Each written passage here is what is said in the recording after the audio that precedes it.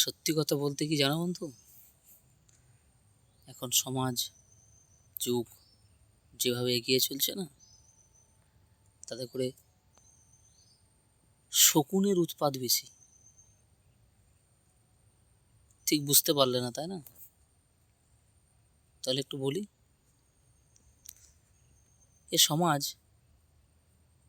এখন এতটাই দূষিত, এ সমাজ এখন এতটা নিপীড়িত, এ সমাজে ভালো কিছু তুমি খুঁজে পাবে না। মন্দর ছড়াছড়ি, অশ্লীলতার ছড়াছড়ি, শিক্ষা নাই, অশিক্ষায় দুনিয়া জর্জরিত হয়ে আছে। তো এখন আমাদের করণীয় কি? আমরা এখন কি করতে পারি? তো এ প্রসঙ্গে আমি ছোট্ট একটা কথা বলি, এবং এই কথাটা শুধুমাত্র আমার নয়, এই কথাটা প্রতিটা মানুষের জন্য। কি সেই কথা? না, আমাদের লক্ষ্য ঠিক থাকতে হবে। একটা নির্দিষ্ট লক্ষ্যে পৌঁছতে গেলে আমাদের লক্ষ্যটাকেও নির্দিষ্টভাবে রাখতে হবে। কীরকম?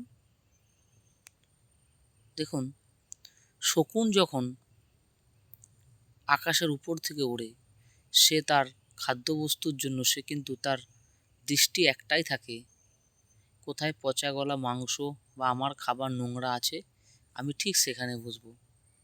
হয়তো দেখবেন একটা খুব সুন্দর একটা মনোরম পরিবেশের ভিতরে বা একটা খুব ভালো জায়গার তারই পাশে সেরকম অশ্লীল নোংরা খাবার আছে, শকুন কিন্তু এসে ঠিক সেই জায়গাটায় বসে তার পাশ থেকে তার খাবারটা সংগ্রহ করে নিয়ে চলে যায়। ঠিক মৌমাছি, প্রজাপতি, তারা কি করে না, তারাও কিন্তু তাদের মধু সংগ্রহের জন্য তাদের লক্ষ্য কিন্তু একটাই, মধু সংগ্রহ করা। তো সেই মধু সংগ্রহের জন্য তারা কি করে না, হয়তো একটা নোংরা পচা জায়গায় কোনো একটা গাছ কিংবা কোনো একটা ফুলের উপর একটা ছোট্ট গাছের উপরে ছোট্ট ফুল ফুটেছে, সেই ফুলের উপরে তারা আসে, বসে সেখান থেকে মধু সংগ্রহ করে তারা ওখান থেকে নিয়ে যায়। কিছু বুঝতে পারলেন না পারলেন না? আমাদের লক্ষ্য ওদের মতোই হওয়া উচিত, তাই না?